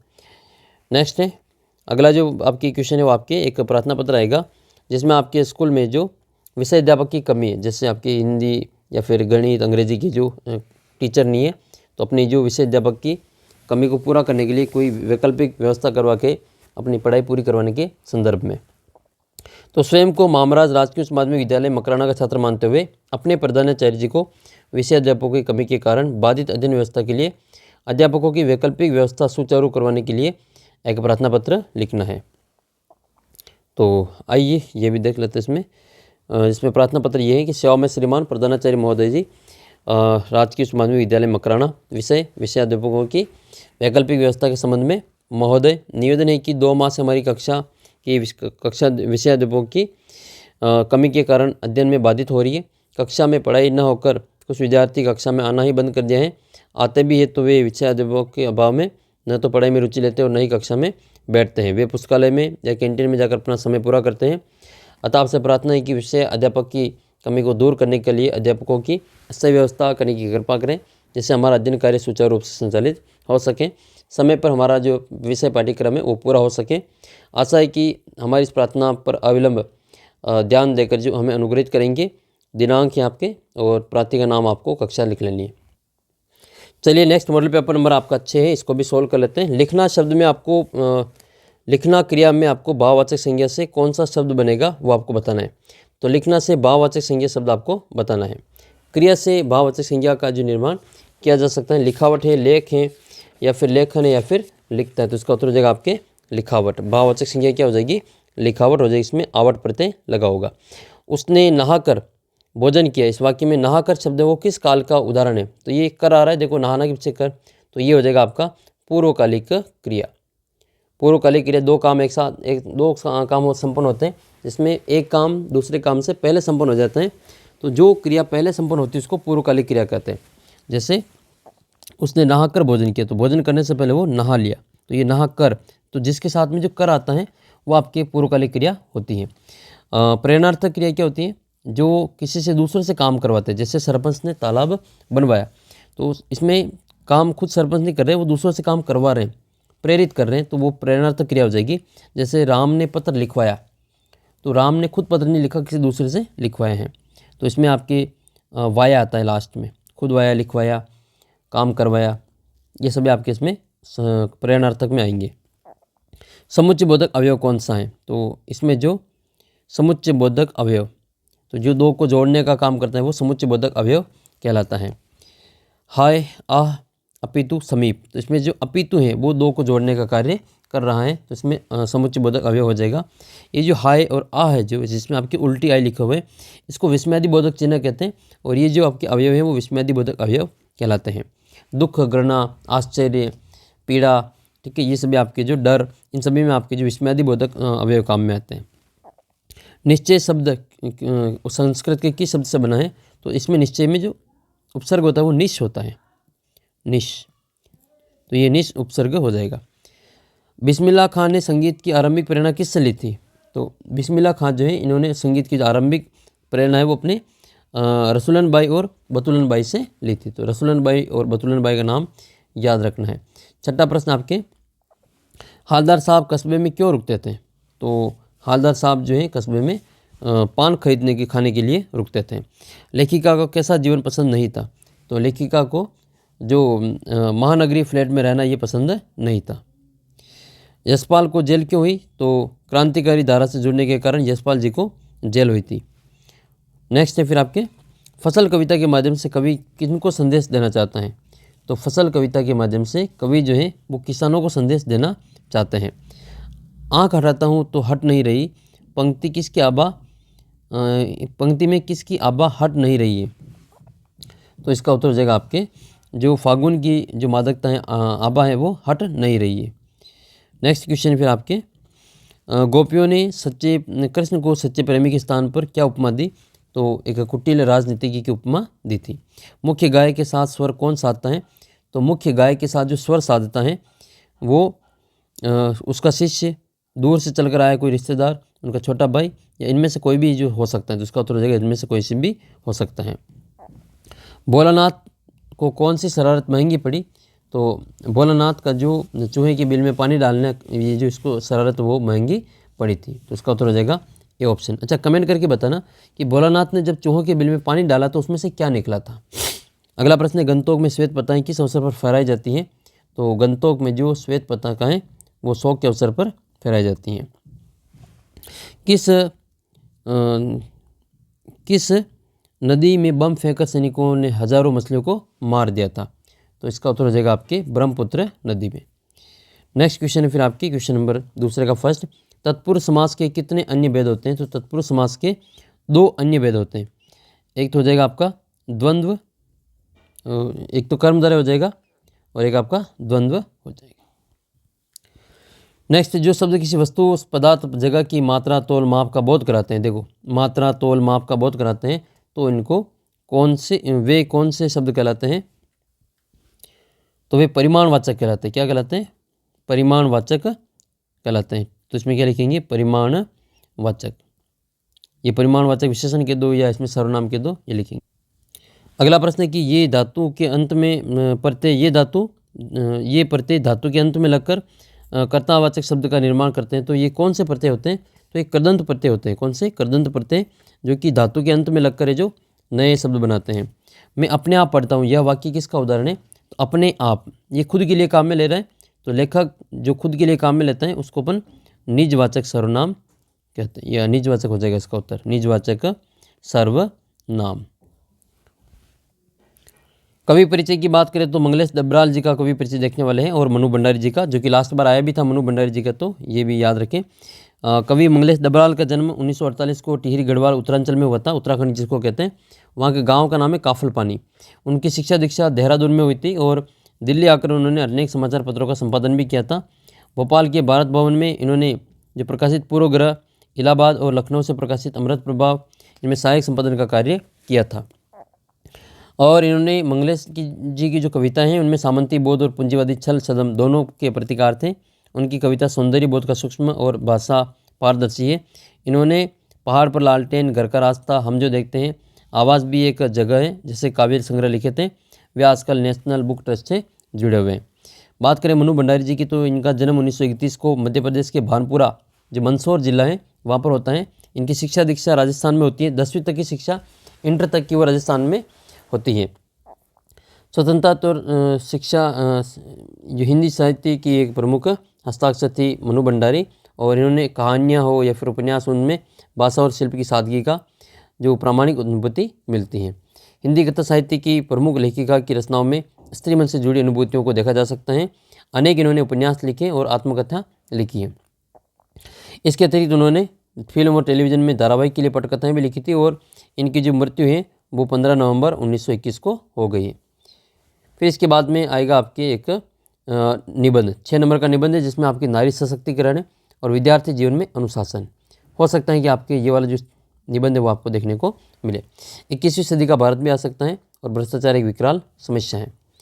फिर इसके बाद में आपको लिखना है अपना प्रार्थना पत्र। तो स्वयं को बरेली का छात्र राघवेंद्र मानते हुए प्रधानाचार्य को अपनी आर्थिक जो स्थिति बताते हुए बुक बैंक प्राप्त करने की एक प्रार्थना पत्र लिखना है। तो देख लेते हैं ये। सेवा में श्रीमान प्रधानाचार्य महोदय, राजकीय उच्च माध्यमिक विद्यालय बरेली। विषय है बुक बैंक से पाठ्य सामग्री प्राप्त करने हेतु। महोदय, नम्र निवेदन है कि मैं कक्षा 10 का छात्र हूँ और हमारी आर्थिक स्थिति ठीक नहीं है। पिताजी का देहांत हुए 2 साल हो गए हैं और माताजी अत्यंत वृद्धा हैं। मेरा अन्य कोई एक सहारा नहीं है। मैंने प्रयत्न करके अपना प्रवेश शुल्क तो जमा करा दिया, परंतु मैं पाठ्यपुस्तकें खरीदने में असमर्थ हूँ। मुझे विद्यालय की जो बुक बैंक योजना है उनसे जो सभी पाठ्यपुस्तकें उपलब्ध हो जाएं तो मेरा अध्ययन नियमित रूप से चल सकता है। अतः प्रार्थना है कि इस वर्ष भी मुझे बुक बैंक से पाठ्यपुस्तकें दिलवाकर अनुग्रहित करें। आपका आज्ञाकारी, मैं इसके लिए आपका आभारी रहूँगा। और प्रार्थी आपका आज्ञाकारी शिष्य राघवेंद्र और कक्षा लिखनी हो यहाँ पे दिनांक डाल देनी। विज्ञापन की बात करें तो आपके शहर में एक विश्व पुस्तक मेले का आयोजन किया जा रहा है। इसके लिए विज्ञापन में लिखना आपको 20 से 25 शब्दों में या 25 से 50 शब्दों में। और गणतंत्र दिवस के अवसर पर चित्रकला प्रतियोगिता का आयोजन किया जा रहा है, इसके लिए भी आपको विज्ञापन देखना है। तो ये पुस्तक मेले का विज्ञापन आपके सामने है। पधारें पधारें, विश्व पुस्तक मेला पुस्तक प्रेमियों के लिए सुनहरा अवसर। दिनांक है आपकी 25 दिसंबर से 31 दिसंबर 2025 तक। और ज्ञानवर्धक और प्रेरणा स्रोत किताबें, स्थान रामलीला मैदान, समय सुबह 10 बजे से रात्रि 8 बजे तक। मेले में अनेक लेखों की प्रकाशकों की विविध भाषाओं की जो पुस्तकें वो उचित मूल्य पर उपलब्ध हैं। आयोजक हैं नेशनल बुक ट्रस्ट इंडिया। और इसके बाद में अगला जो विज्ञापन है वो गणतंत्र दिवस की चित्रकला प्रतियोगिता का है। प्रतिभा दिखाइए, पुरस्कार पाइए। गणतंत्र दिवस 2026 चित्रकला प्रतियोगिता, गणतंत्र दिवस 2026 मनाने का अनूठा अवसर। रजिस्ट्रेशन करवाइए, पहले आइए पहले पाइए। शहर के जवाहर कला केंद्र के लिए चित्रकला प्रतियोगिता का आयोजन करवाया जा रहा है। इच्छित युवा आमंत्रित हैं और अपनी प्रतिभा को पहचानने का सुंदर मौका है ये। समय दे रखा आपको यहाँ पे दोपहर 2 बजे बाद। प्रतिभागी 15 से 25 साल की युवक युवतियाँ। क्या क्या पुरस्कार मिलेगा? तो पुरस्कार मिलेगा प्रथम को 2100 रुपये, द्वितीय को 1100 रुपये, तृतीय को 5100 रुपये और सांत्वना पुरस्कार आपके 1100 रुपये। और आयोजन कर्ता के संपर्क नंबर आपको यहाँ पे लिख लेने हैं। या फिर एक अपने विद्यालय में वार्षिक खेल दिवस मनाया जा रहा है, तो उसमें अपने पुराने विद्यार्थियों को अभिभावकों को आमंत्रित करने के लिए यहाँ पे एक विज्ञापन लिखना है। या एक आपका अपना नया कंप्यूटर प्रशिक्षण केंद्र खोला है, इसमें प्रवेश लेने वाले शिक्षार्थियों को आकर्षित करने के लिए एक विज्ञापन तैयार करना है। तो आमंत्रण तो आपको इस प्रकार से लिखना है, आमंत्रण, विद्यालय का नाम लिखना है, वार्षिक खेल दिवस। अंतर्राष्ट्रीय खेल दिवस के मौके पर समस्त पुराने और विद्यार्थी और अभिभावक सहर्ष आमंत्रित हैं। दिनांक, समय और स्थान लिखना है। कृपया पधार कर वर्तमान विद्यार्थियों का उत्साहवर्धन करें। आग्रहकर्ता प्रधानाचार्य और अपने मोबाइल नंबर यहाँ पे स्कूल का नाम वगैरह लिख लें। आपके मॉडर्न कंप्यूटर सेंटर का इसमें आपको विज्ञापन देना है, तो कम फीस उत्तम ज्ञान खुल गया है मॉडर्न कंप्यूटर सेंटर। आज की ज़रूरत आप भी सीखिए और अपने अनुभवी शिक्षकों द्वारा प्रशिक्षण और सभी कंप्यूटर नए आज ही प्रवेश लेवें। कंप्यूटर का ज्ञान दूसरों को भी साथ लाइए और कंप्यूटर सीखने के साथ में आपको स्पीकिंग जो इंग्लिश स्पीकिंग है वो फ्री है। संपर्क करें, नंबर आपको यहाँ पे लिख लेना। फिर आपका नेक्स्ट जो मॉडल पेपर है वो आपके सामने 7वां मॉडल पेपर है ये। और इसमें देखेंगे कछुआ धीरे धीरे चलता है। इसमें क्रिया विशेषण कौन सा है? तो धीरे धीरे। ये रीतिवाचक क्रिया विशेषण है। इसमें चलने की विशेषता है वो धीरे धीरे चल रहा है, तो ये रीतिवाचक है, तो इसका उत्तर हो जाएगा आपके धीरे धीरे। किसमें गुणवाचक विशेषण उत्तमावस्था में, तो उत्तम, तो तम किस में आ रहा है? तो ये महत्तम में आ रहा है, तो इसका उत्तर हो जाएगा आपके ब ऑप्शन। ठीक है, नेक्स्ट है किस शब्द में अव्ययभाव समास होता है? अव्ययभाव समास में क्या होता है? पुनरावृत्ति। ये जो इसमें अव्ययभाव जो समास होता है उसमें आपके उपसर्ग होता है। ठीक है, यथा उपसर्ग होता है, तो तीसरा हो जाएगा आपके स। यथा संभव, यथा अनुसार, यथा स्थिति। और ये कर्मधारय समास है गरगर वाला। प्रत्येक भी वो सीताराम, सीता और राम, राजपुत्र, ये तत्पुरुष समास है। सीताराम में द्वंद्व समास है। कर्म सकर्मक क्रिया में कार्य का जो फल है वो किस पर पड़ता है? तो सकर्मक में देखो कर्मक आ रहा है, सकर्मक सकर्मक, तो काम के ऊपर यानी कि कर्म पर। मनुष्यों से मिलने वाली ज्ञान किसका परिचय होता है? तो ये जो मनुष्यों से मिलने वाला जो ज्ञान होता है वो हमारी उन्नति का, देश के विकास का, मानव कल्याण का, उपरोक्त सभी इसका उत्तर करेंगे। बाल गोविंद भगत जो पाठ है उसके लेखक कौन है? तो बाल गोविंद भगत जो पाठ है उसके लेखक कौन है? रामवृक्ष बेनीपुरी जी, तो इसका उत्तर हो जाएगा रामवृक्ष बेनीपुरी जी। अच्छा, बेनीपुरी जो रचनावली है वो कितने खंडों में प्रकाशित हुई? कमेंट करके बताना। इनका जो साहित्य है वो बेनीपुरी रचनावली में कितने खंडों में प्रकाशित हुआ था? लेखक नवाब साहब को एक दूसरे के साथ व्यवहार कैसा था? तो लेखक और नवाब साहब का जो व्यवहार था वो बेगानेपन का था। कैसा था वो? बेगानेपन का। वो लंगड़ा किया जाएगा फौज में। इसमें लंगड़ा किसके लिए प्रयुक्त हुआ है? तो इसमें जो लंगड़ा शब्द प्रयोग किया गया है वो कैप्टन के लिए प्रयुक्त हुआ है। संगीतकार ने मुख्य गायक के किस रूप को याद किया है? तो संगीतकार ने मुख्य गायक के कौन से रूप को याद किया है? तो ये जो याद किया है वो इसमें बचपन में जब वह नौ सीखा था उस रूप को याद किया है। आत्मकथ्य कविता में जो कंथा शब्द है इसका मतलब क्या होता है? कंथा का मतलब होता है गुदड़ी। क्या होती है? गुदड़ी। नेक्स्ट ये दंतुरित मुस्कान। जैसे गुदड़ी तो वैसे सभी जानते हैं, गाँव के जितने भी बच्चे, शहर वाले भी जानते होंगे और गाँव वाले भी जानते हैं गुदड़ी। विशेष तौर पर जो सर्दी के दिनों में जो मोटी चादर होती है या मोटी रजाई होती है उसको गुदड़ी कहा जाता है। जो पुराने घर में जो पड़े पुराने कपड़ों से इसको बनाया जाता है।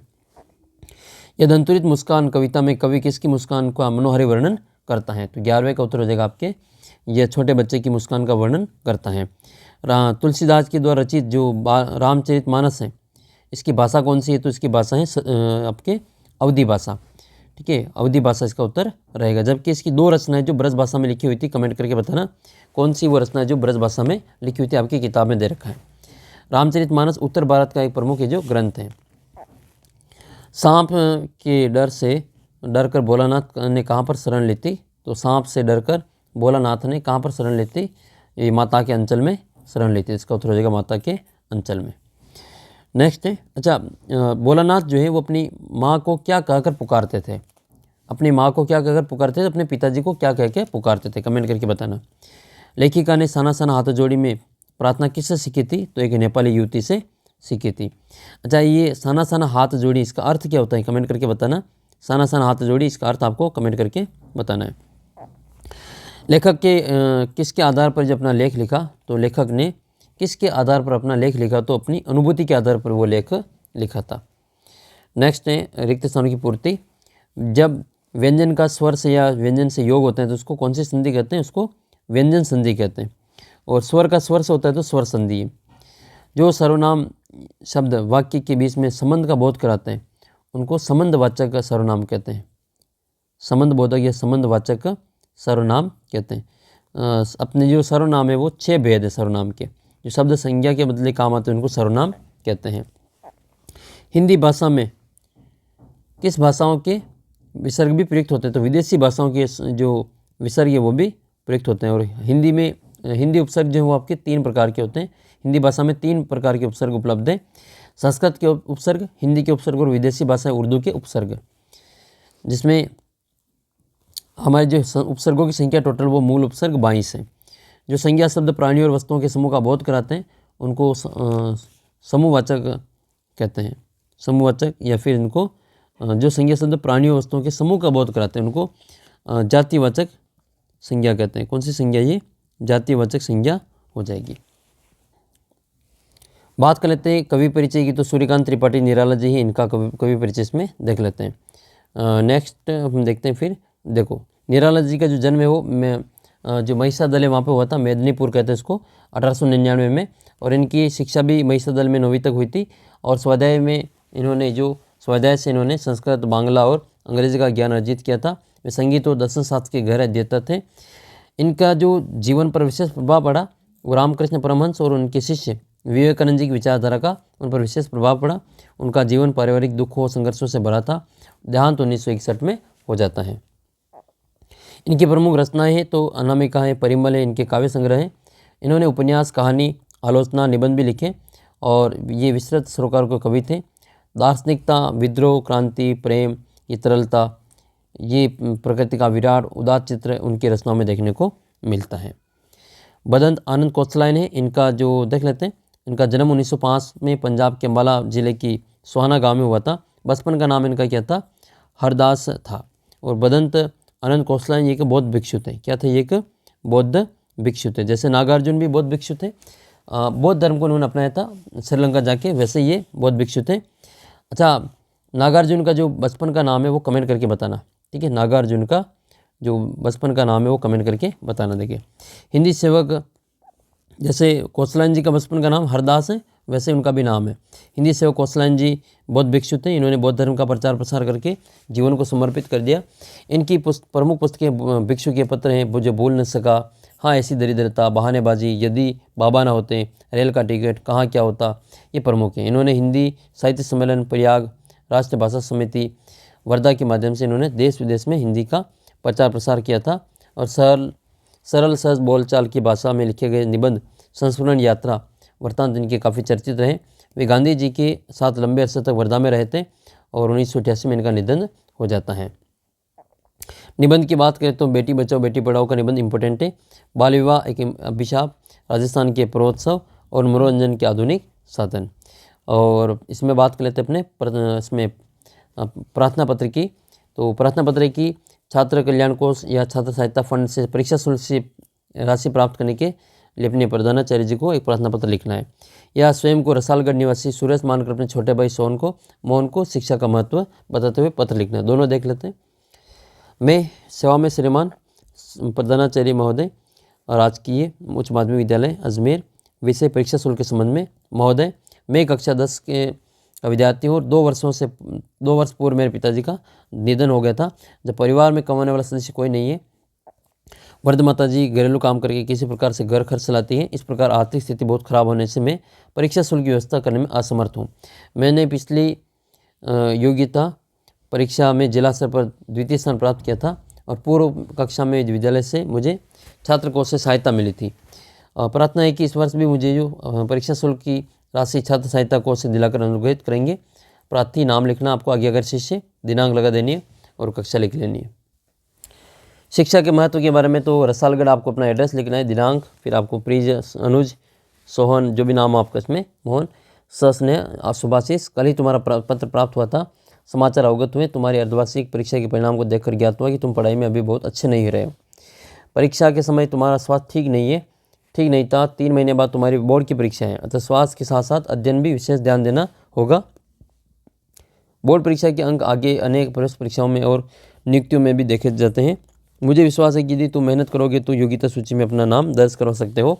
और किसी विषय में अध्ययन में यदि कोई समस्या हो तो मुझे सूचित करना, जिससे समस्या का समाधान किया जा सके। माता पिता की ओर से शुभ आशीर्वाद और पत्र के इंतजार में तुम्हारा शुभेच्छु सुरेश। विज्ञापन की बात करें तो आपका मित्र फूलों से बनी वस्तुओं, गुलदस्ते, हार की माला बिक्री बढ़ाना चाहता है, उसके लिए विज्ञापन तैयार करना है। या स्वास्थ्य विभाग की ओर से डेंगू रोग के नियंत्रण की चेतावनी का एक विज्ञापन तैयार करना है। तो ये सुरभि संसार एक फूलों का एक गुलदस्ता की दुकान है, उसका विज्ञापन है। यहाँ सभी प्रकार के ताज़ा रंग बिरंगे फूलों से बने हार, गुलदस्ते, ताज़ा फूलों की मालाएं उपलब्ध हैं। हर समय हर जगह पहुँचाने की निःशुल्क व्यवस्था है। मोबाइल नंबर, दुकान का एड्रेस आपको लिख लेना है। फिर आपको डेंगू रोग के सावधानी के लिए सावधान, डेंगू एक भयानक संक्रामक रोग है। स्वच्छ रहिए। घरों में आसपास गंदा पानी न रुकने दें। मल जल की निकासी की उचित व्यवस्था करें। कूड़ा कचरा के निस्तारण का ध्यान देवें। मच्छर कदापि न पनपने दें। समीप के अस्पताल में जाकर तुरंत टीका लगवाएं। दूर होगी डेंगू की बीमारी, होगी सबकी भागीदारी। निदेशक, डेंगू उन्मूलन अभियान। एक और विज्ञापन की बात करें तो आपके रेड क्रॉस सोसाइटी की ओर से रक्तदान शिविर का आयोजन किया जा रहा है। इसके संबंध में एक विज्ञापन तैयार करना है। या फिर आपके शहर में एक नया वाटर पार्क खुला है, जिसमें पानी के खेल, रोमांचक झूले, मनोरंजक खेलों, खान पान की व्यवस्था के बारे में आपको एक विज्ञापन लिखना है।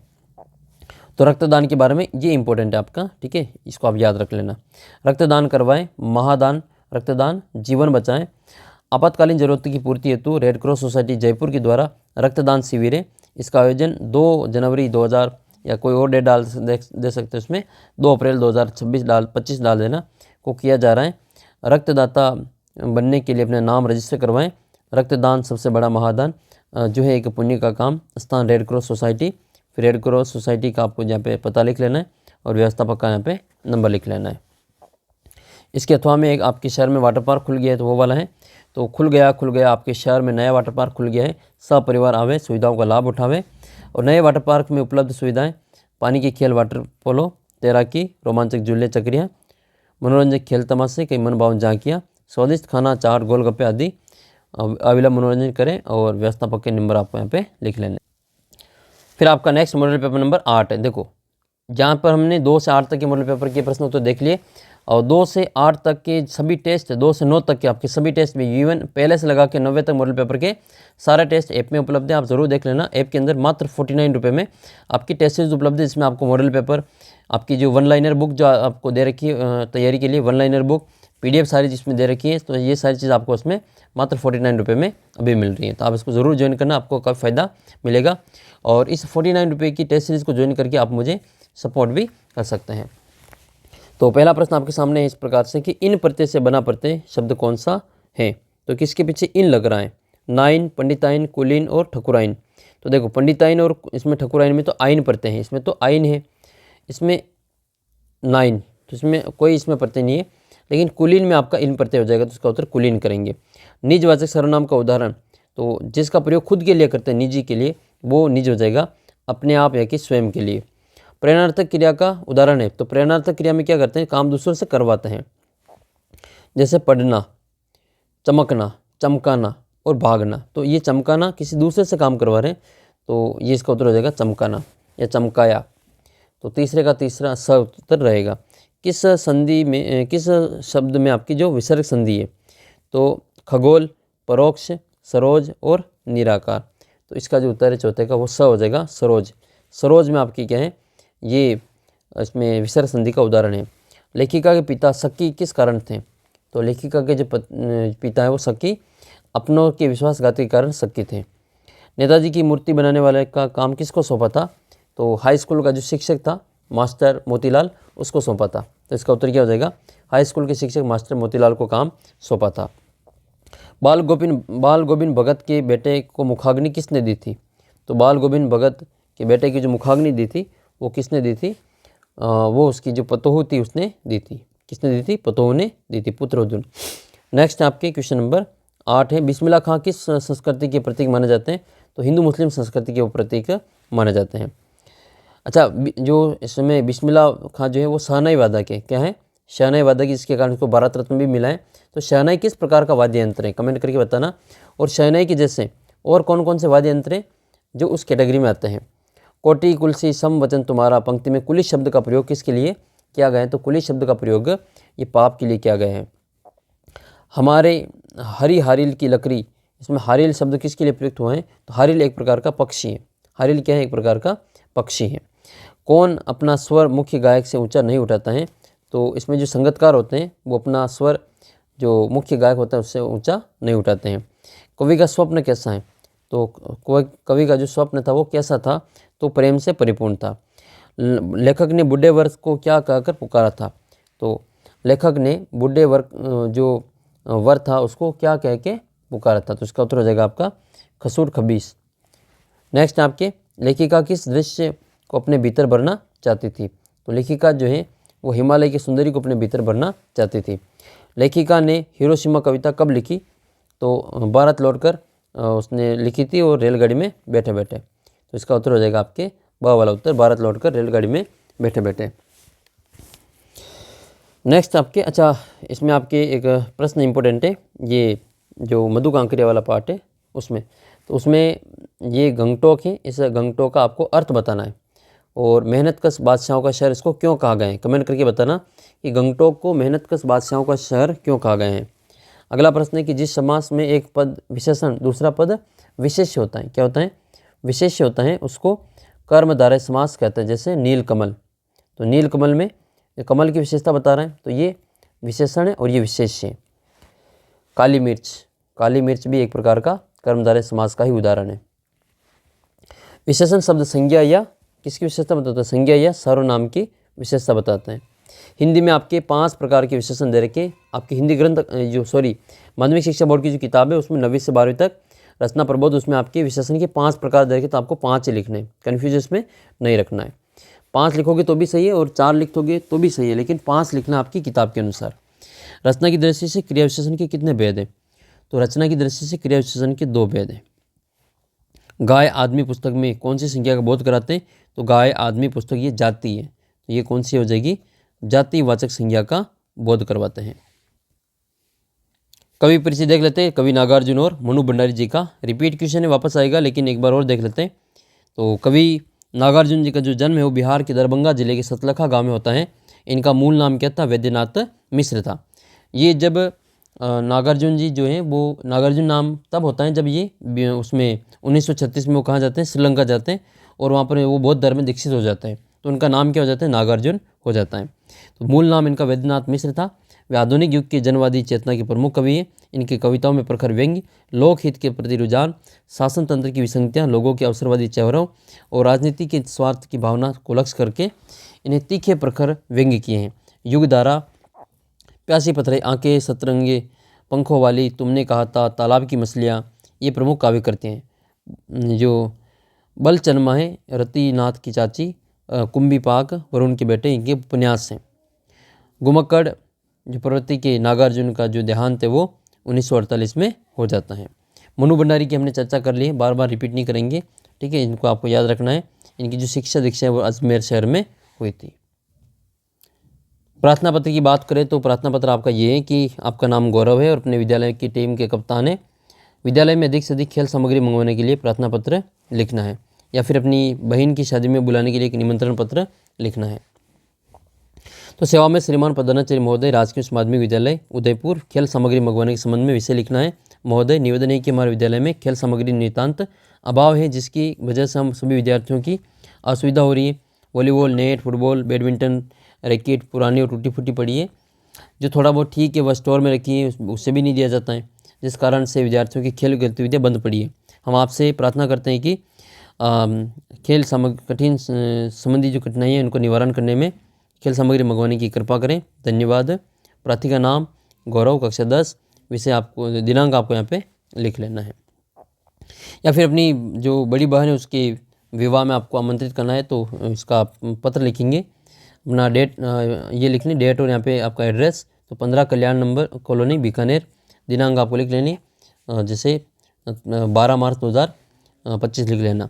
प्रिय मित्र अभिषेक, नमस्कार। आपको ये जानकर हर्ष होगा कि दिनांक 18 नवंबर 25 अप्रैल 2025 को मेरी बहन की अनीता की शुभ विवाह डॉक्टर सुधांशु भारद्वाज, जो सुपुत्र हैं हिमांशु भारद्वाज, क्षेत्रीय परिवहन अधिकारी सीकर के, उनके साथ में होने जा रहा है। आपसे प्रार्थना है कि इस शुभ अवसर पर सपरिवार पधार कर नवपरिणीत वर वधू को आशीर्वाद प्रदान करें। इस निमंत्रण पत्र को ही औपचारिक न समझे, आपको उक्त तिथि से एक दिन पहले अवश्य पहुंचना है।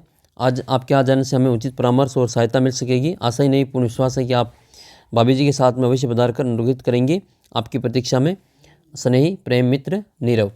तो ये आपको इसमें अपना जो लिख लेना है पत्र। फिर इसके बाद में पर्यावरण के प्रति जागरूकता बढ़ाने के लिए आपको क्या करना है कि 25 से 50 शब्दों में एक विज्ञापन लिखना है, या फिर ग्राम प्रधान की ओर से स्वच्छता महाअभियान में सभी ग्रामवासियों को सम्मिलित करने के लिए एक विज्ञापन लिखना है। पर्यावरण शिक्षा के लिए आप देख सकते हैं इसमें जागरूकता के लिए, पर्यावरण सुरक्षा हमारी शान, देता है सभी को जीवन दान, पर्यावरण ही जीवन है, पर्यावरण को प्रदूषण से बचाने में हम सभी नागरिकों का सहयोग करें। ध्यान रहे अपने पड़ोस में गंदगी न फैलने दें, पराली कूड़ा कचरा न फैल जलावें, जलवायु को स्वच्छ रखें, हरितिमा का रोपण करें, संरक्षण करें। स्वच्छ वायु स्वच्छ जीवन, सदैव जागरूकता जरूरी है पर्यावरण को प्रदूषण से बचाने के लिए। या फिर स्वच्छता अभियान देख रखा आपको इसमें, तो ये भी देख लेते हैं। स्वच्छता का महाअभियान, सभी ग्रामवासी करें श्रमदान। भारत सरकार की स्वच्छता अभियान के अंतर्गत हमारे गांव में गांधी जयंती से एक सप्ताह तक एक सफाई महाअभियान आयोजित करवाया जा रहा है। सभी ग्रामवासी अपना सहयोग प्रदान करें। इस कार्यक्रम को सफल श्रमदान के द्वारा स्वच्छता अभियान को सफल बनावे। समय दे रखा आपको यहाँ पे 9 से 11, निवेदक ग्राम प्रधान, और वहाँ पर इनका नाम लिख लेना है। नेक्स्ट जो आपके मॉडल पेपर वो नवा मॉडल पेपर है, जिसमें आपको माध्यमिक परीक्षा हिंदी कक्षा 10 नवा मॉडल पेपर, ये इस वीडियो का अंतिम मॉडल पेपर है। पहला मॉडल पेपर आपको सभी को मैंने सबसे पहले सोल्व करवा दिया, वो आपने देख लिया होगा, उसका वापस रिवाइज कर लेंगे। और एक फाइनल रिवीजन का वीडियो आपके और आने वाला है, फाइनल रिवीजन का वीडियो और आने वाला है, जिसमें आपका सभी जो इंपॉर्टेंट क्वेश्चन वो सारे आपके बता दिए जाएंगे। बाकी किताब के और भी प्रश्न आप देखने के लिए उस वीडियो को ज़रूर देखना, आपको उसमें काफ़ी फ़ायदा मिलेगा। वीडियो ये आपको कैसा लगता है कमेंट करके ज़रूर बताना। और इसी प्रकार से मैं आपकी हिंदी के बाद में जो परीक्षा होने वाली है, आपके जितने भी पेपर 4 पेपर और बाकी हैं, उन सभी की तैयारी भी ऐसे ही करवाएंगे। चैनल को सब्सक्राइब करके व्हाट्सअप ग्रुप ज्वाइन कर लेना, और मैं यहाँ पे जो भी वीडियो अपलोड करता हूँ उनको आप ज़रूर देखना। खास तौर पर विज्ञान, साइंस और आपके मैथ्स का बहुत ही शानदार पेपर आपके होगा, उसकी तैयारी मैं आपको पूरी करवाने वाला हूँ। तो पहला प्रश्न है नवे मॉडल पेपर का कि यशोगान का संधि विशेष बताना। तो यशा प्लस गान विसर्ग संधि है। स्थानवाचक विशेषण कौन सा है? तो स्थान ऊपर जो है आपके स्थानवाचक विशेषण है। स्थानवाचक प्रत्यय कौन सा है? तो स्थानवाचक जो प्रत्यय है वो कौन सा है? तो बीकानेर जो है आपके स्थानवाचक प्रत्यय हो जाएगा। नेक्स्ट है बहुब्रीहि समास का उदाहरण होगा, तो पंचानन जिसमें आपके बहुब्रीहि समास का उदाहरण है। हालदार साहब के मन में कैप्टन के प्रति सम्मान क्यों था? तो इसका कारण है कि कैप्टन की जो देशभक्ति के कारण। लेखिका के पिता ने रसोई घर को क्या कहकर संबोधित किया? तो भटियार खाना कहकर संबोधित किया था। किस महापुरुष का सारा जीवन मजदूरों के हक के लिए बीता? तो इसका उत्तर हो जाएगा आपके लेनिन। कौन था ये लेनिन? कमेंट करके बताना लेनिन कहाँ का था ये। ठीक है, लेनिन कहाँ का था कमेंट करके बताना।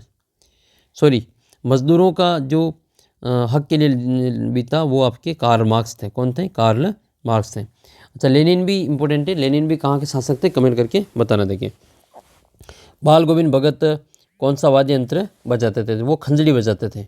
रामधुन गाते थे और खंजड़ी बजाते थे। और नेक्स्ट है फिर आपकी गोपियों ने उद्धव के योग साधना की तुलना किसके साथ की थी? तो किसके साथ में की थी? गोपियों ने उद्धव के साथ योग तुलना साधना की जो तुलना वो किसके साथ में की थी? तो वो की थी अपने कड़वी ककड़ी के साथ में। परशुराम अनेक बार भूमि को क्षत्रियों से विहीन कर किससे प्रदान की थी? तो वो ब्राह्मणों को प्रदान की थी। तो 10वें का उत्तर आपके ब हो जाएगा। अच्छा, परशुराम जी ने धनुष तोड़ने पर अपना शत्रु किसके समान बताया था? कमेंट करके बताना है। जयशंकर प्रसाद ने अपने जीवन के किस वृक्ष का उल्लेख किया है? तो अपने जीवन का जो इसमें दुखद पक्ष है उस पक्ष का इसमें उल्लेख किया है। वृक्ष नहीं, ये पक्ष है, तो दुखद पक्ष का उसने उल्लेख किया है। फिर बादल अपनी गर्जना किसे घेर लेता है? तो बादल अपनी गर्जना से किसको घेर लेता है? वो आकाश को घेर लेता है। बुढ़वा बेईमान मांगे करेला को चोखा कहकर क्यों बच्चों को चिढ़ाया था? तो किसको चिढ़ाया था ये कहकर? बुढ़वा बेईमान मांगे करेला का चोखा, ये चिढ़ाया गया था, ये जो भोलानाथ इसको चिढ़ाया गया था। सारी मलाई एक तरफ, सारे आंसू अभाव, यातनाएं और वंचना एक तरफ, किसको देखकर लेखिका ने ऐसा कहा था? ये कहा था आदिवासी जो युवतियों के परिश्रम है उनको देखकर। पत्थर पर छपी मानव आकृति की छाया देखकर कैसा लगा? तो उसको एक जो धक्का सा लगा था। फिर हिंदी में प्रचलित उपसर्गों के मुख्यतः कितने भागों में बांटा गया है? तो 3 भागों में बांटा गया है। मूल उपसर्गों की संख्या जो आपके 22 है। हिंदी के उपसर्ग, संस्कृत के उपसर्ग और आपके उर्दू विदेशी भाषा के उपसर्ग, ये 3 भागों में बांटा गया है। जिस क्रिया का प्रयोग आज्ञा, अनुमति, प्रार्थना के लिए किया जाता है उनको कौन सी क्रिया कहते हैं? उनको आज्ञार्थक क्रिया कहते हैं। उनको आज्ञार्थक क्रिया कहा जाता है। वह विशेषण जो संख्या का बोध कराता है उसको संख्यावाची विशेषण कहते हैं। संख्यावाची विशेषण कहा जाता है। सर्वनाम का प्रयोग, जिस सर्वनाम का प्रयोग के लिए कहते हैं उसको प्रश्नवाचक सर्वनाम कहते हैं। तो उसमें प्रश्न हो जाएगा, इसमें आपके प्रश्नवाचक सर्वनाम कहलाता है।